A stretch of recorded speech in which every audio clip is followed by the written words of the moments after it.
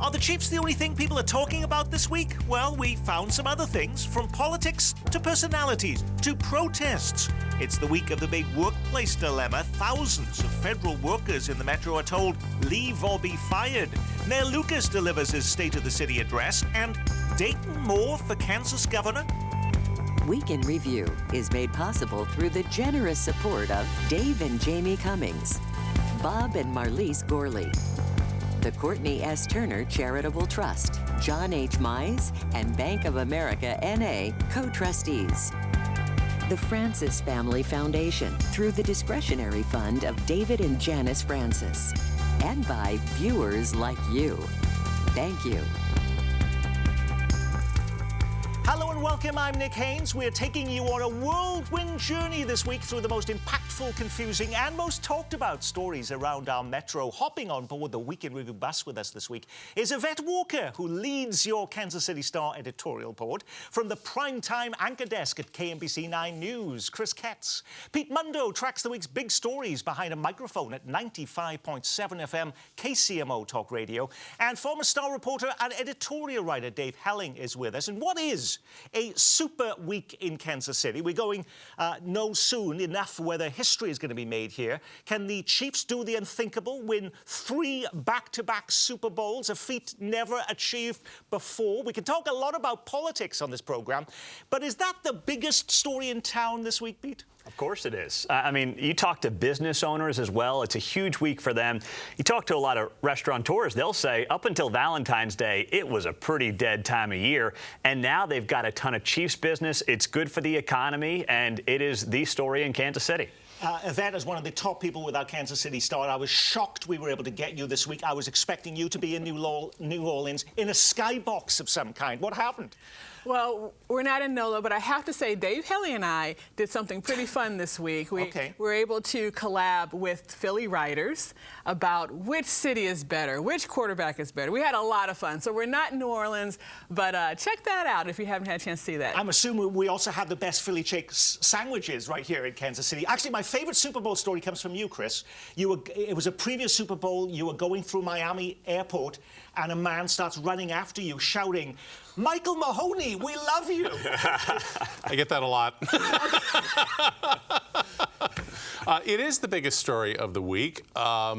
It's maybe the biggest story of the year, and the television stations in Kansas City have responded accordingly. I will just tell you, we have, as we sit here recording this program, we have 13 people in New Orleans right now and adding 2 more this weekend. Yeah, it's been thin on the ground here in Kansas City. Yes. But we have lots of other things to report, Dave, including the fact that if the Chiefs beat the Philadelphia Eagles on Sunday, expect the victory party to look a whole lot different in Kansas City. Multiple sources now confirm there will be no public rally after gun violence disrupted last year's event, and even the proposed parade route is being modified to minimize security risks. How will the parade be different, Dave?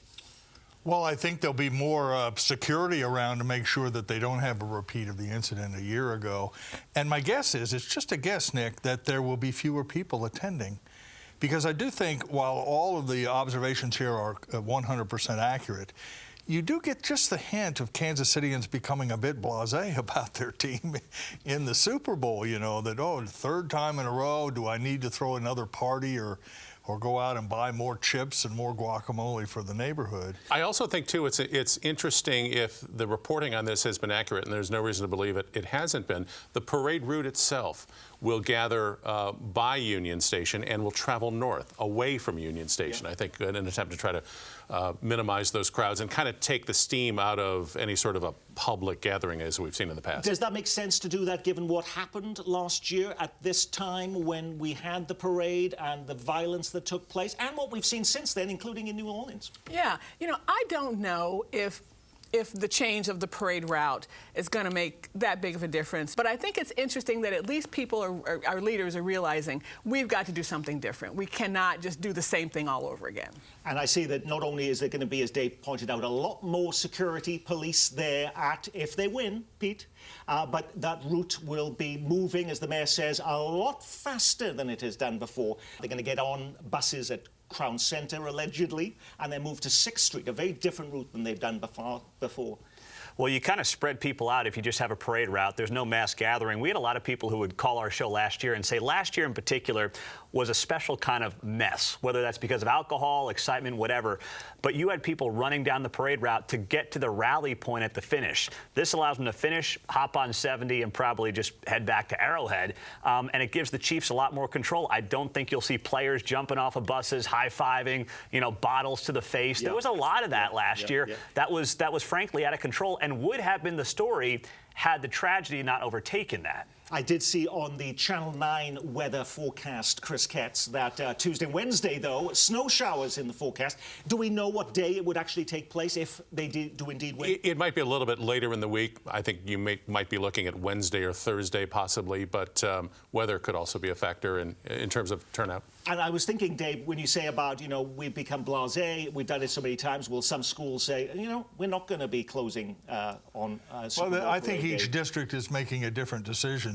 One of the things to keep in mind, Nick, is that the leagues require these parades or celebrations to take place relatively quickly after the game.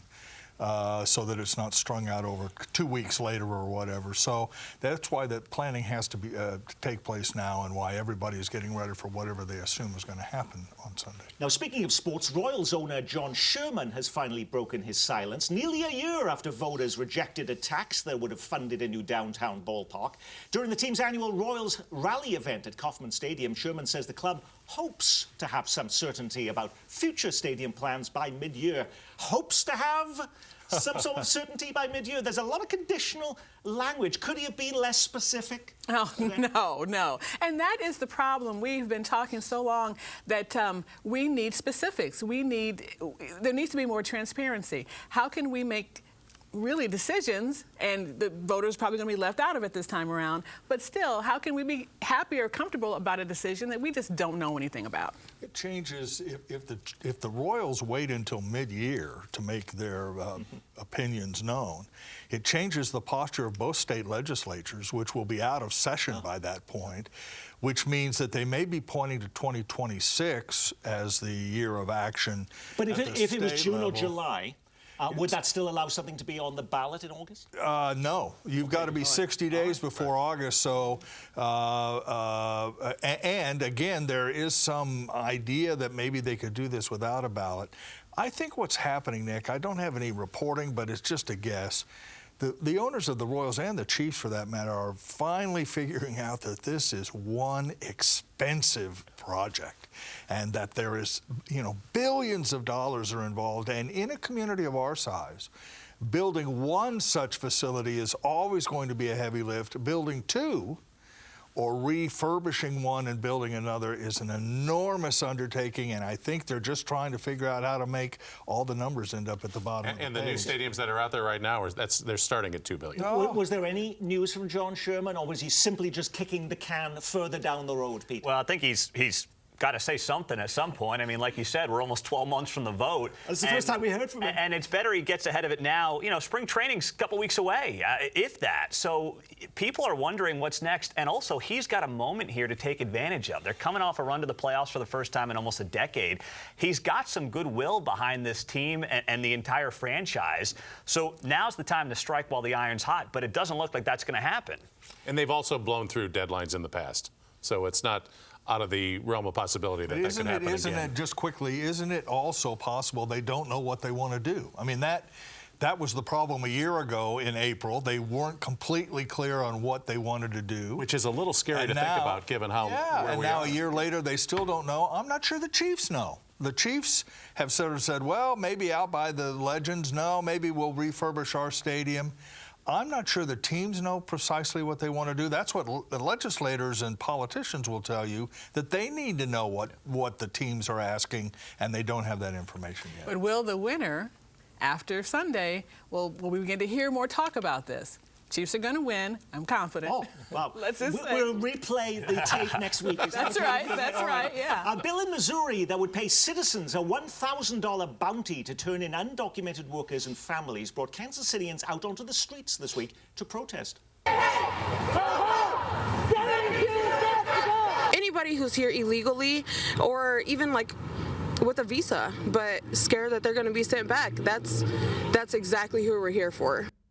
Well, these are scenes from the Country Club Plaza. In addition, many Mexican restaurants in the metro shuttered their doors to protest the measure. But just because something is proposed doesn't mean it's going anywhere. Didn't the new Speaker of the Missouri House, Dave, John Patterson, say this week its chances of passage is slim to none? Right, and if he says that, he's probably accurate, as he's the Speaker of the House. I do think that there will be other efforts on the immigration front, frankly, in both Kansas and Missouri this year at the legislative level. It's very performative. You know, the important work is being done with the Immigration Service, of course, and then the debate over birthright citizenship, which is a real thing and will be decided in the courts. It's interesting, though, Pete, in the Missouri legislature, you've got a Missouri governor, bigger majorities of Republicans in the House and Senate, but yet that bill was considered a bridge too far? Well, because of what Dave said, it's largely performative. You get, you know, especially some new people in there want to make a name for themselves. They want to introduce a bill.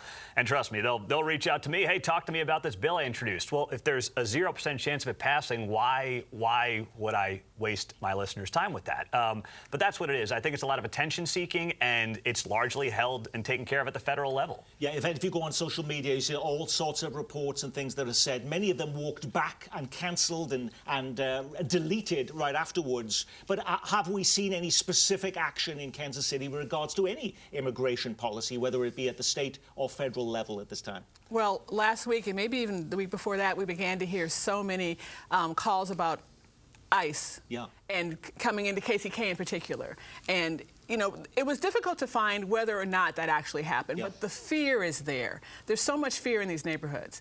And so I just think that we just have to continue to protect, as you know, our citizenry here, because we're here in Kansas City, and there are beautiful people here, and they are doing good work here. And I hate the fact that they're so fearful.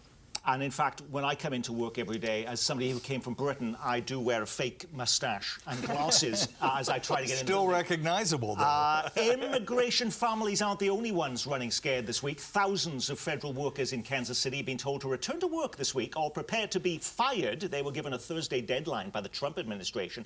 Many federal employees continue to work from home nearly 5 years after stay-at-home orders were put in place at the start of the COVID pandemic. Workers have been told if they resign this week, they'll be paid through the end of September. If they don't, they risk being fired. We've been hearing from a lot of federal workers this week right here at the station, including one who says they changed their party affiliation from Democrat to Independent to try and avoid being purged, as they call it. And as we record this program, the deadline of whether to accept or decline these offers is hitting. So far, the reporting seems to indicate maybe as many as 40,000 federal workers nationwide may go ahead and take the deal. The exact numbers we don't know. And like the issue of birthright citizenship, this is also another issue that is and will be hashed out in the courts. If you wipe out big sections of the federal workforce, it will undoubtedly have an impact on the way people live their lives. For example, there was a lot of hand-wringing last week over the plane crash over the Potomac, and let's hire more air traffic controllers. Well, you're just wiping out the federal service except for air traffic controllers? I mean, how about food inspectors? I mean, they're OSHA and people who come into the workplace so that folks don't get hurt. So it'll have an impact. Now, just a couple of things. The exact details of the separations recommendation are not clear. You know, we'll pay you maybe through September, but maybe the Congress won't allocate the money. You talk about the unease, Yvette, among the immigrant community. Federal workers are on at pins and needles as well. Well, there's $36 trillion in debt. There's a $1.8 trillion deficit.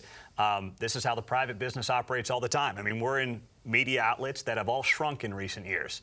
If you can't make your budget, you got to make cuts. If it's the government, we're insistent that somehow the world's going to end. Well, yeah. Will there be a lot of pushback though if there starts to be, you have to cancel your vacation because you couldn't get your passport in time? Well, you got to work ahead of time. I don't know what to tell you. I mean, it's not easy to get a passport right now, and something tells me that when you find the fat through DOJ across the federal government, it's not going to be the guy that's issuing you your passport. And we're starting to see some of that come out in recent days. I just think that slimming down is what private business does when you can't meet your budget, and why should we not expect our government to do the same thing with our tax dollars? And I don't think that there's anyone that would not say that there's a certain level of red tape and bureaucracy in the federal government. But what I'm not seeing, I'm seeing trigger. I'm seeing not a lot of plan. What's going to happen?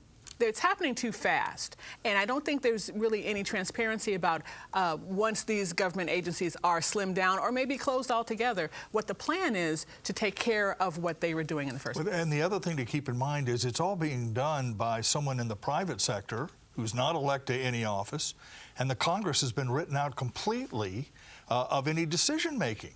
You know, you can eliminate departments. It happens all the time, but you go to Congress and say, hey, how about if you vote on this and then proceed?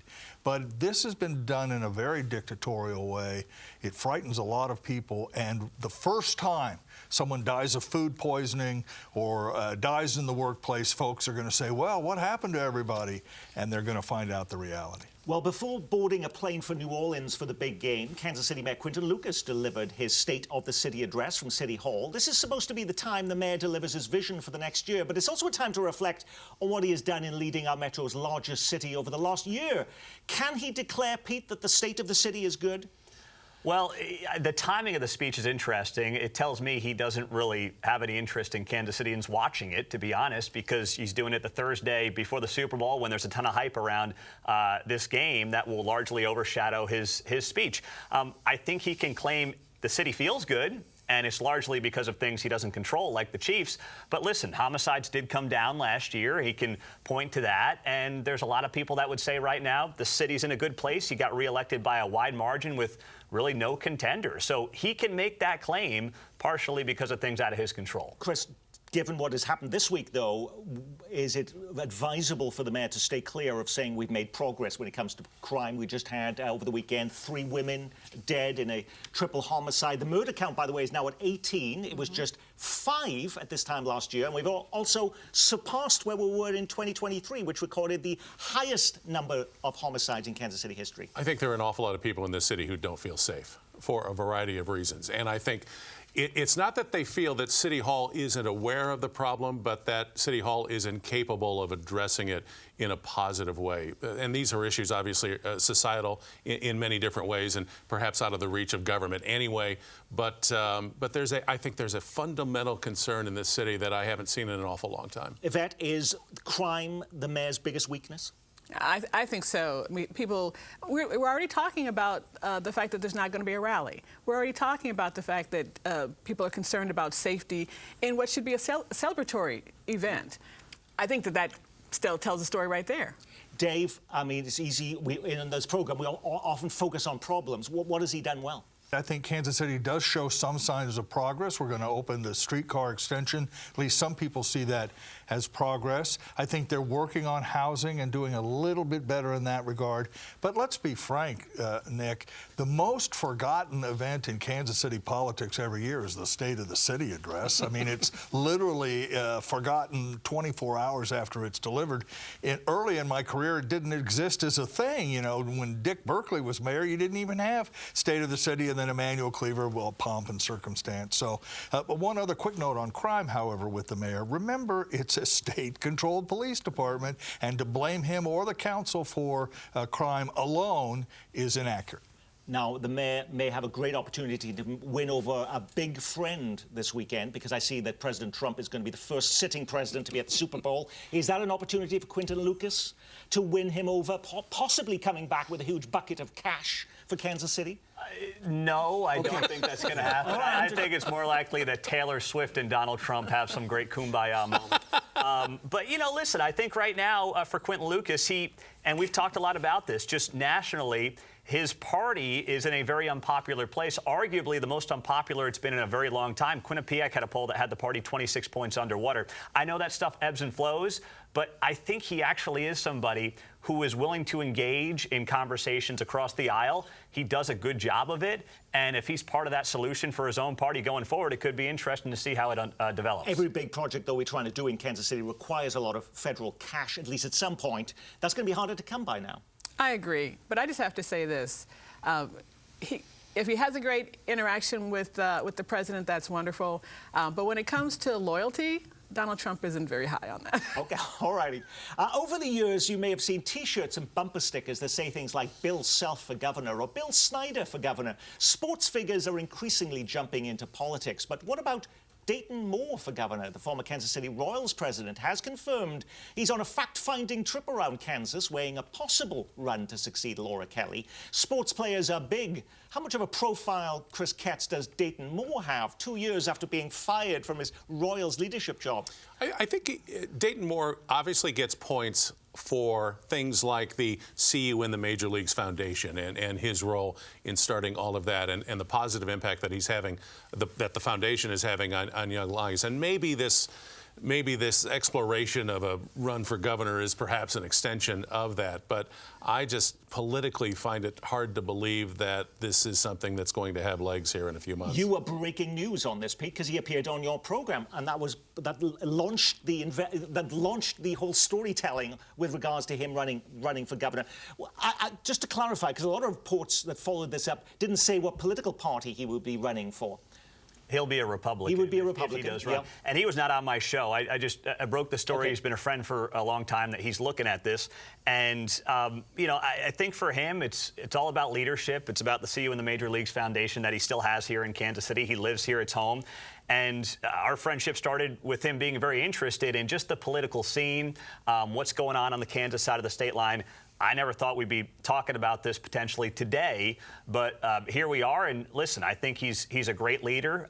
He's well liked. And when it comes to name ID, it's really more about does he have more name ID than his opponents? And right now, there's only Scott Schwab in the race. He is Kansas Secretary of State. No one knows the Secretary of State. If you were to poll Kansans, maybe 10% know their Secretary of State. So he will have more name ID, I believe, than anyone else in the race probably, and that will give him a little bit of a leg up. Yeah. I disagree with that. I don't think people pay attention to the front office of the Kansas City Royals once you get 50 miles west of Kansas City, and he will face stiff opposition, particularly in a Republican primary where you could have several Republicans with legislative experience on the ballot. That makes his path a little more difficult, and he would have to raise a lot of money. Now, if he does win the governorship, perhaps he could trade Chris Kobach to Colorado or Minnesota or somebody maybe for a draft choice or some cash, and in that case, he might get support of Kansas. I should point out, by the way, Laura Kelly cannot run again. She's term limited, so she's going to be out of office in 2026 anyway. But Yvette, is it really a slam dunk, though, for a well-known sports figure to be elected? I think it's possible, but is he as well known as he would need to be for that to be a slam dunk? And it's easy.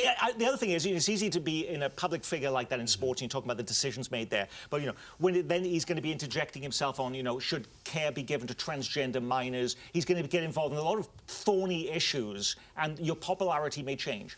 It can, but what I would just add when it comes to Dayton Moore and whether or not he can be governor, you look at some of the people that are likely to run against him.